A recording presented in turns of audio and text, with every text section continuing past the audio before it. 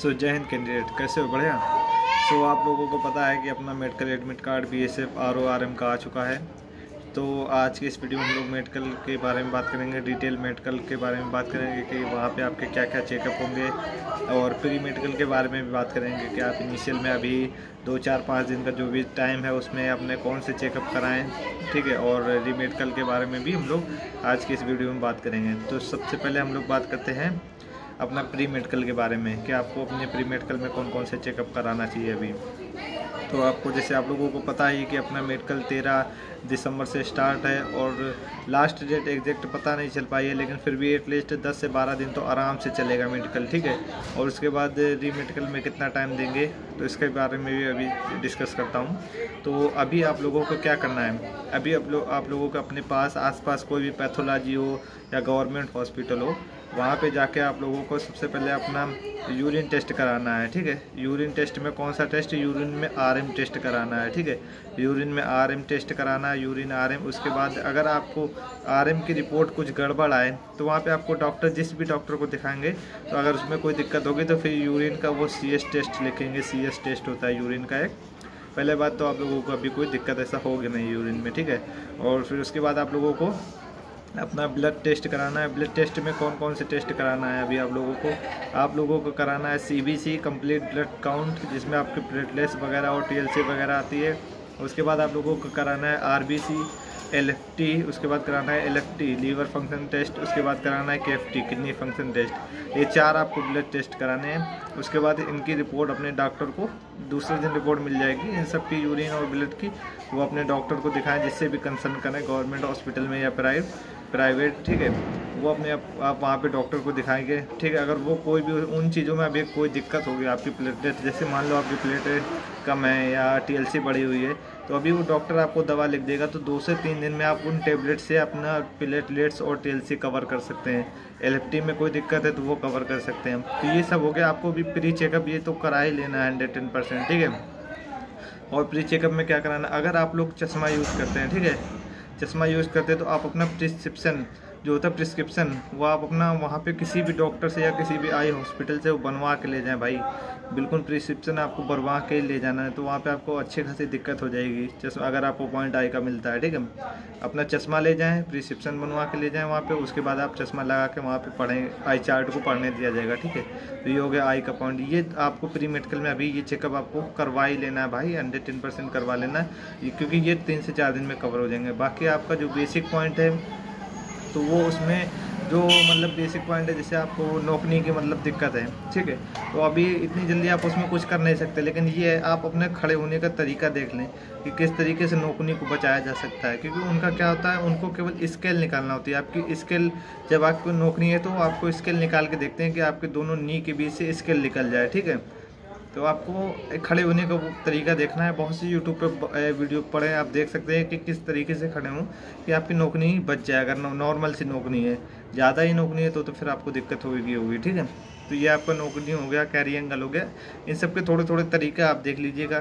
तो 2 से 3 दिन में आप ये लोग थोड़ा प्रैक्टिस कर लीजिएगा, तो वहाँ पर आपको कोई दिक्कत नहीं होगी, ठीक है। चलिए अब हम लोग बात करते हैं आपकी मेडिकल के ऊपर कि मेडिकल में आपका वहाँ पे क्या क्या चेकअप होगा, ठीक है। बहुत से लोग बोल रहे हैं कि प्राइवेट पार्ट चेकअप होगा या नहीं होगा। सारी चीज़ चेकअप होती है भाई। अगर किसी ने एयरफोर्स का मेडिकल दिया है तो उससे थोड़ा सा 19 मेडिकल रहता है, 18-19 मान लो। अगर 20 एयरफोर्स का मेडिकल है तो 18-19 BSF radio operator, radio mechanic का मेडिकल रहता है। तो इसमें सबसे पहले हम लोग बात करें, जैसे आपका 6 बजे रिपोर्टिंग हुआ, ठीक है। उसके बाद आपका डॉक्यूमेंटेशन वगैरह हो जाएगा। उसके बाद आपको मेडिकल कैंप में ले जाया जाएगा, ठीक है। सबसे पहले आपको वहाँ पे ले जाया जाएगा, आपका यूरिन टेस्ट होगा। मॉर्निंग में आपको बोला जाएगा आपको खाली पेट आना है, कुछ भी खा के नहीं आना। आपका यूरिन टेस्ट होगा, स्टिक वगैरह, स्टिक वाला टेस्ट होता है। स्टिक वाला आपको स्टिक दिया जाएगा, उस पर यूरिन लेके आना होगा, यूरिन का सैंपल, ठीक है। यूरिन टेस्ट हो जाएगा। उसके बाद आपको फिर वो लोग खाली पेट का ब्लड निकाल लेंगे, ठीक है। एक सैंपल ब्लड का कलेक्ट कर लेंगे। उसके बाद आप लोगों से बोला जाएगा कि थोड़ा बहुत लंच वगैरह जो भी करना है, आप नॉर्मल सा सेब वगैरह या कुछ भी खा सकते हैं। फिर थोड़ी देर बाद आपका ब्लड का एक और सैंपल लिया जाएगा। ये आपके दो बार ब्लड के सैंपल लिए जाएंगे, ठीक है। उसके बाद आपका दोबारा से हाइट वेट मेज़र किया जाएगा, ठीक है। इसमें कोई हाइट वेट में आउट नहीं करेंगे, क्योंकि आप इनिशियल में स्टैंडर्ड टेस्ट पास करके आए हो, लेकिन फिर भी वो आपका हाइट वेट, ओवर वेट और अंडर वेट के लिए इसमें दिक्कत होगी तो उसमें बच्चे आउट करे जाएंगे। हाइट में कोई आउट नहीं करा जाएगा। अगर हाइट आपकी वहाँ मान लो 170, 168, 169 निकली, आपकी यहाँ 167 निकल रही, तो ऐसा नहीं है कि आपको आउट कर देंगे, ठीक है। तो हाइट की टेंशन से फ्री हो जाइए। आपको वेट, वो मेन फोकस रहेगा उनका वेट के ऊपर कि आप ओवर वेट तो नहीं हो या अंडर वेट नहीं हो, ठीक है। हाइट वेट हो जाएगा। उसके बाद में आपको फिर वो लोग लिए आप वो उन पे डिपेंड करता है कि वो पहले बीपी चेक करेंगे या पहले चेस्ट एक्सरे करवाएंगे। अलग अलग सेंटर पे वेरी करता है, ठीक है। अगर आपका देखो पहले बीपी चेक करेंगे तो आप उसका आपको वहाँ पे ब्लड टेस्ट लेने के बाद, हाइट वेट करने के बाद आपका बीपी चेक कर लेंगे, ठीक है। 2 से 3 बार चेक करते हैं। अगर आपको दिक्कत आ रही है, बढ़ा आ रहा है, कम आ रहा है बीपी, तो 2 से 3 बार आपको चेक करेंगे। नॉर्मली पानी पिलाएंगे, बोलेंगे लेट जाओ, तो ये सारी दिक्कत आपको अगर 2 से 3 बार आ रहा है तो वहाँ पे बीपी चेक कर लेंगे। बीपी चेक करने के बाद आपको चेस्ट एक्सरे के लिए ले जाया जाएगा, ठीक है। आपको वहाँ पे चेस्ट एक्सरे हो जाएगा, चेस्ट एक्सरे हो जाएगा, उसकी रिपोर्ट मिल जाएगी। आप उसके बाद आपको लिया जाएगा जहाँ पे आपके आई टेस्ट, हियरिंग टेस्ट हो जाएगा, ENT का टेस्ट होगा, ठीक है। आपका जो DNS का नाक में पॉइंट बनता है उसका चेकअप होगा, और उसके बाद आपका प्राइवेट पार्ट चेकअप होगा।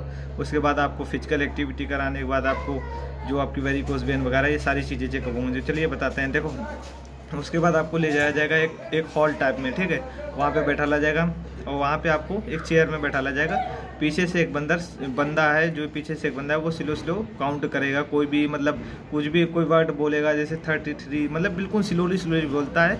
और एक बंदा आपके पास में खड़ा होगा, वो पेपर लेके आपको डिस्टर्ब करेगा, खड़खड़ करेगा। इस तरीके से कुछ मेडिकल चेकअप होता है। तो आपको नॉर्मल से अगर 5 बार कोई भी वर्ड बोले, तो उसमें से अगर आप 2 से 3 बार मिलते जुलते वर्ड भी बोल दिए तो आपका हो जाएगा। और फिर आपको हर वर्ड पे रिप्लाई देना होता है, ये नहीं कि आप रुक जाएंगे, तो ठीक है। हर वर्ड का रिप्लाई देना होता है, चाहे गलत दें चाहे सही दें, इससे कोई फ़र्क नहीं पड़ता।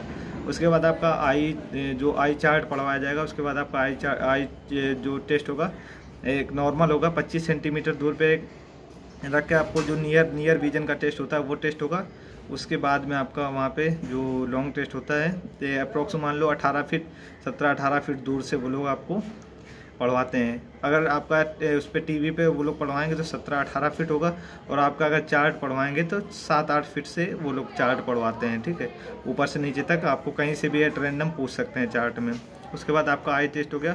उसके बाद आपको ENT के लिए ले जाया जाएगा। वहाँ पे आपको कान में ईयर वैक्स, ये याद रखिएगा, आपको ईयर वैक्स अगर आपके है तो ईयर वैक्स क्लियर करवा के जाना है, ठीक है। वो भी मेडिकल से 2 से 3-4 दिन पहले। अगर आपके मेडिकल के 1 दिन पहले करवाएंगे तो आपका 110% वन बन जाएगा, क्योंकि वहाँ पे रेडनेस रह जाती है। अगर ईयर वैक्स 1 दिन पहले कराया तो 2 से 4 दिन पहले ईयर वैक्स आप अपना करा लें, ठीक है। तो ईयर वैक्स आपका चेक होगा। उसके बाद आपका नाक में DNS का पॉइंट चेक होगा। अगर आपको DNS होगी तो वो खुद अपना पता कर लेंगे, ठीक है। उसके बाद आपका जो दांत के पॉइंट हैं वो मतलब गिने जाएंगे। मिनिमम 12 पॉइंट होने चाहिए, ठीक है। 12 पॉइंट आपके दांत में होना चाहिए। बेसिक मतलब मैक्सिमम सभी के यार बन जाते हैं। दांत का ऐसा कोई पॉइंट नहीं होता। अगर आपको कोई इशू होगा तो तब दिक्कत आएगी। कीड़े वगैरह लगाए हैं तो उसका पॉइंट कटते हैं, ठीक है। ज़्यादा दांतों में कीड़े लगे तो फिर आपको दिक्कत आ सकती है, ठीक है। और मेरे हिसाब से ज़्यादा दांत गंदे तो आप एक बार अपना क्लीन करवा के जाएँ दांत। अब आपका ENT का पूरा हो गया चेकअप, ठीक है। उसके बाद आपको प्राइवेट पार्ट चेकअप के लिए ले जाया जाएगा, ठीक है। तो आपको पूरे दिन मेडिकल में अंडरवियर में रहना होगा, ठीक है। उसके बाद प्राइवेट पार्ट चेकअप में 10-10 के ग्रुप बना दिए जाएंगे। तो वहाँ पे आपका डॉक्टर आएगा, ठीक है। वहाँ पे आपको, अब आप समझ ही सकते हैं, ठीक है। आपको वहाँ पे मतलब न्यूडो के खड़ा करवा दिया जाएगा। उसके बाद आपका टेस्टिस वगैरह चेक करेंगे अच्छे से। अगर किसी को हाइड्रोसिल वगैरह की प्रॉब्लम होगी तो वहाँ पर वो पता चल जाएगी, ठीक है। उसके बाद आपका पेनिस वगैरह चेक करेंगे ठीक से, और उसमें अगर कोई दिक्कत आएगी तो आपका पॉइंट वहाँ पे बनेगा। और फिर जो आपका सबसे ज़्यादा दिक्कत आती है वो आपकी आती है हार्निया की दिक्कत आती है। हार्निया की दिक्कत आपको वो पेट दाब के चेक करेंगे, ठीक है। अगर आपको उनको लगेगा कि हार्निया है तो आपको हार्निया का पॉइंट बनाएंगे। उसके बाद आपका पाइल्स चेक करेंगे, वो जो कि खांसने के लिए बोलते हैं। उसके बाद आपको पाइल्स चेक करेंगे और फिस्टुला चेक करेंगे। 2-3 पॉइंट वो आपका चेक कर लेंगे, ठीक। अगर किसी का पॉइंट बनेगा तो बनाएंगे। तो बस प्राइवेट पार्ट में यही सब चेक होता है, ठीक है। अगर आपको, और आपको खासकर वो इंस्ट्रक्शन दे रखे हैं कि आपने प्राइवेट पार्ट को क्लीन करके आए, ठीक है। तो आपको क्लीन करके जाना है भाई, ये ध्यान रखें, तो बहुत से गाली वाली सुनने को मिल जाएंगे फालतू में आपको वहाँ पे। तो प्राइवेट पार्ट क्लीन करके जाना। आपका प्राइवेट पार्ट का चेकअप हो जाएगा। उसके बाद में आपको फिजिकल एक्टिविटी के लिए ले जाएगा 15 या 20 का ग्रुप बना दिया जाएगा उसको। उसके बाद आपको मतलब एक्सरसाइज करवाएंगे, खड़े करके जंप करवाएंगे, बहुत से हर मतलब बहुत सारी एक्सरसाइज करवा देंगे आपको। 15-20 मिनट उनका यही सीन चलता है। हर एक्सरसाइज पे एक बार पॉइंट चेक करे जाएंगे। जो वेरिकोस की एक्सरसाइज होती है उस पर आपको 2 से 3 मिनट पंजे के बल जंप करवाएंगे, ठीक है। और जैसे जंप करवाएंगे उसके बाद आपको बोल देंगे पंजे के ऊपर खड़े रहो, तो आपकी जो नी के पीछे की नस है वो एकदम फूल के बाहर आ जाती है। जिसके वेरिकोस होगा उसके अलग से ही दिख जाएगा, ठीक है। कैरी एंगल बीएसएफ में सबसे ज़्यादा पॉइंट बना था पिछली बार, तो कैरी एंगल का बना था। कैरी एंगल बहुत अच्छे से चेक करते हैं, ठीक है। तो कैरी एंगल पे खासकर ध्यान रखें भाई। जिसके कैरी एंगल हो तो अपना एक्सरसाइज अभी से करे और दिन में 5 से 6 बार करे, थोड़ा बहुत ठीक हो सकता है, ठीक है। कैरी एंगल के सबसे ज़्यादा पॉइंट बनते हैं। री में क्लियर भी होते हैं, नहीं भी होते हैं भाई री मेडिकल में कैरी एंगल के पॉइंट। तो कैरी एंगल का खासकर ध्यान रखें। और आपका कैरी एंगल हो गया, नोकनी होगा, वो आपका वहीं पे फिजिकल एक्टिविटी में आपका चेक कर लेंगे, ठीक है। उसके बाद आपका कंप्लीट मेडिकल हो गया है। जिन लोगों को ग्राउंड फिट करना होगा उनको ग्राउंड फिट कर दिया जाएगा, और जो जिनके पॉइंट दिए गए हैं उनको एक बार फिर से बुलाया जाएगा, उनके वही सारे पॉइंट दोबारा से चेक किए जाएंगे। फिर फाइनली अगर उनको लगेगा हाँ ये पॉइंट है तो फिर उसका पॉइंट बनाया जाएगा और उसको फिर रीमेडिकल दिया जाएगा। अब बात आती है रीमेडिकल के लिए कितना time BSF radio operator radio mechanic को स्टूडेंट को मिलेगा।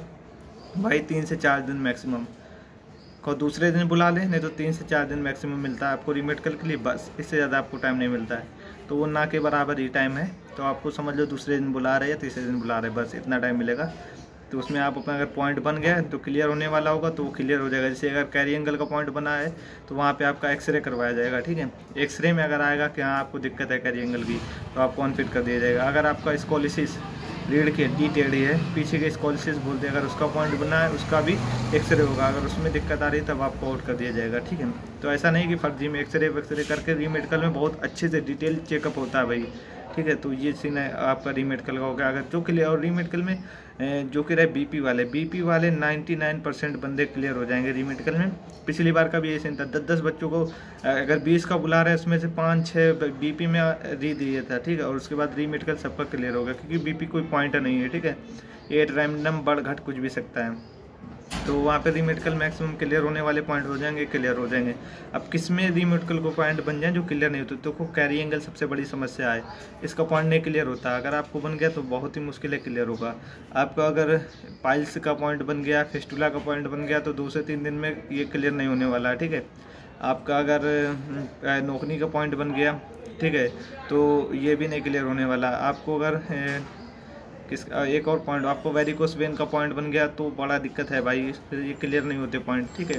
तो ये सारे पॉइंट हो गए जो मेन पॉइंट है जो क्लियर नहीं होते। बाकी मैक्सिमम सभी आई का पॉइंट बन गया तो वो भी क्लियर हो जाता है। अगर आपको ज़्यादा दिक्कत नहीं है, आपके पास प्रिस्क्रिप्शन है और चश्मा है आपके पास, तो दिक्कत नहीं होगी, नहीं तो आपको दिक्कत फिर बाद में हो जाएगी। हैंड स्वेलिंग का हाथ में पसीना आना, इसका भी पॉइंट बीएसएफ में बनता है, लेकिन ये पॉइंट क्लियर भी हो जाता है। बहुत ज़्यादा जब पसीना आता है आपको, तब ये पॉइंट आपको रीमेडिकल में क्लियर नहीं करते हैं, नहीं तो आपके सारे पॉइंट क्लियर हो जाते हैं। तो ये आपको पूरा मेडिकल का A to Z इन्फॉर्मेशन रहा। अगर आपको सेशन अच्छा लगा हो तो वीडियो को लाइक कीजिए और चैनल को सब्सक्राइब कर लीजिएगा।